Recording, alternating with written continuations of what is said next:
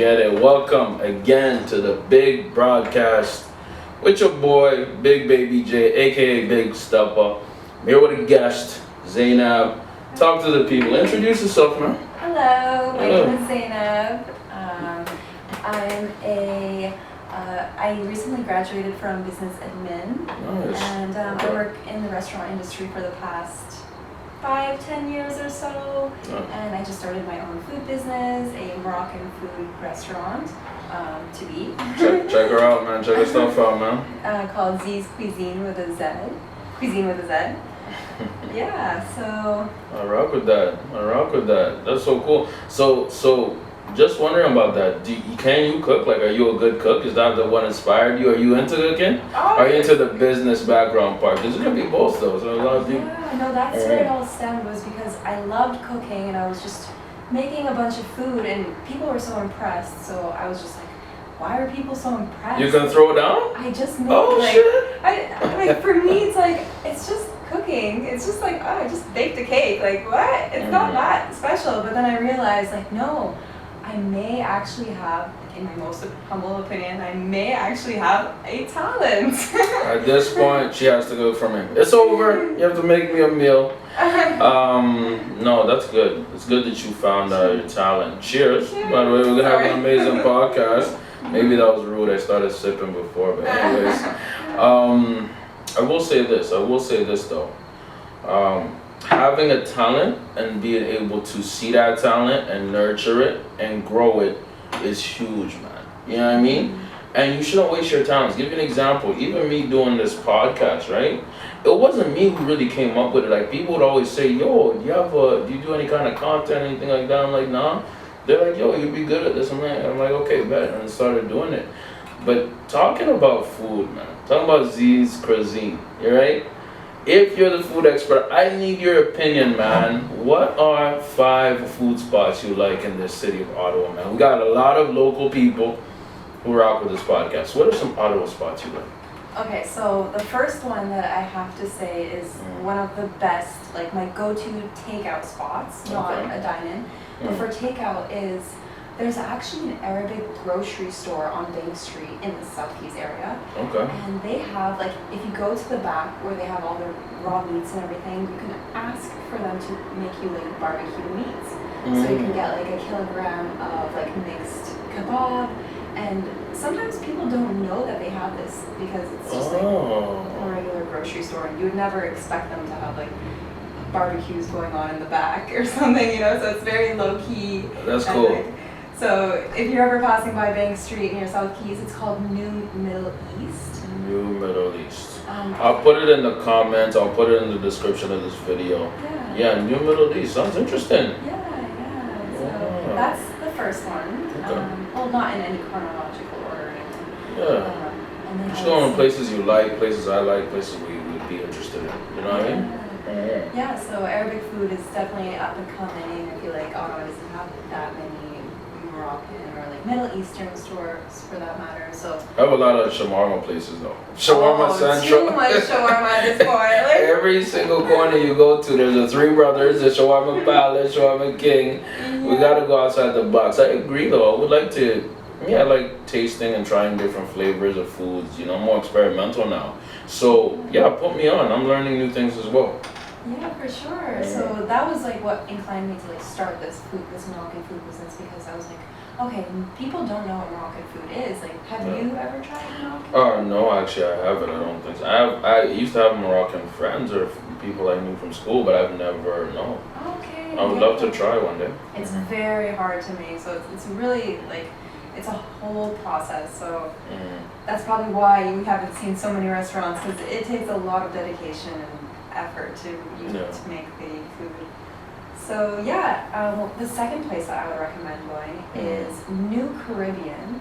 New Caribbean. I heard about that place. Yeah. So New Caribbean, right now they're on a food bus. Okay, so yes. Have you ever ate on a food bus? I've been at a food truck. Yeah, this is food truck plus, imagine like England, local buses, and you know, you have your double deckers. So on the top is where you can dine, and then downstairs is where the kitchen is. Oh, that's cool. Yeah. So, What the hell? So you can go there, you can stop by anytime, and they've got like LED lights going on at night. It's like a whole party up in that bus. Really? You're turning up in the bus with some good food. Yeah, some good food, some good vibes, and. How did you discover that place? Because I've never heard it. I've heard of it, but I don't even like. I've been meaning to go, but like, how did you discover this? Because I'll say this about Ottawa: we have some low key but good places to eat. Yes. Low key but good places to eat. How did you discover this one, by the way? It's a funny story how I found this place. Well, because like I said, I was starting off my own Moroccan food restaurant, so I was actually looking for a food bus myself. Okay. Like just a food truck to rent out and potentially start my aspirations of start opening a Moroccan food restaurant. Yeah. And then that's when I went on Kijiji and I found an ad for a food truck. And then that's when I met the guy who's running the food truck, and he just kind of opened the idea to potentially sharing the food truck rather than renting, because he broke down everything, like how much it would cost, and it's just a lot of work. You'd have to find the land, the rent is expensive, and all that. So once he broke it down to me, I realized, okay, as a new and like a starting off food business, I'm not necessarily going to be able to afford all of these like overhead costs from the beginning without any capital, money, funding, yes. Yeah, so, loans. So that's when I found him, and he offered, some kind of like, there's different ways you can share kitchens with restaurants, or you can make your food out of a restaurant and then supply it to the food truck. Yes. So nowadays people are leaning more towards takeout and they're not dining in as much. Yes. Well, now it's getting better. I feel like the past 2 years, like people haven't really been feeling motivated to go into a restaurant. Yeah, of course, because of this pandemic, or as I call it, plandemic. Yes, I called it that. Yeah. But the eating culture, I think, has slightly shifted even during this whole alleged pandemic, because people are eating in more and they're doing takeout a lot more than ever. Apps like Uber Eats, you know what I mean? Apps like Skip the Dishes, right? And a lot of people are doing takeout orders more than ever. Now, are people going back to dine in? Of course, people, but I think it has to be like a really, really exceptional experience for people to go. And I'll speak from my experience. For me, I like taking out. I like getting a takeout. I like ordering in, unless it's something like a birthday, or something very specific, then I'll go out, Eating at home is where it's at. And then I like cooking as well. I'm like you. I enjoy cooking. I'm not bad at it. I'm actually pretty damn good. Okay. But I enjoy cooking as well. It can listen some music and just chef up, It's always a vibe. But talking about this whole change in culture, right, in terms of people, eating in instead of eating out, right? What do you think of this whole pandemic experience, man? Because it shifted everything. I know people are way more antisocial. What do I mean by that? They want to just stay in. They want to just stay in their bubble. People are really afraid to go out and experience new people, new places, and be adventurous. Well, what are your thoughts about the past 2 years? Because apparently Joe Biden said the pandemic is over. Apparently our prime minister is like, oh, it's still going on. What are your thoughts, right? For me, I don't want to step on anyone's toes or anything or offend anybody, but to me, the pandemic was never going on in my brain. I know that sounds could sound a bit selfish in a way, because if you turn off that TV, life is still going on. Yes. For me, I'm a prime example. Knock on wood. Knock on wood. I'm a prime example of how, depending on your situation, of course, if you're immunocompromised and whatnot, your situation is different. But for me, I did not stop living my life during this pandemic. They were telling me, don't travel, I traveled. They're saying, don't go out, I still went out.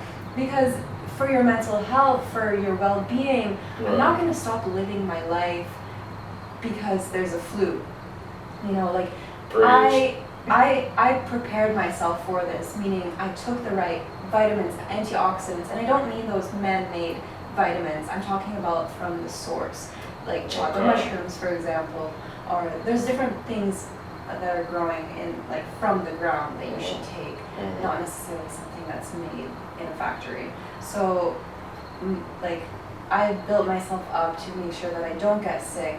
Like, thank God, knock on wood one more time. We're gonna knock on it, yep. I have not gotten sick in 2 years.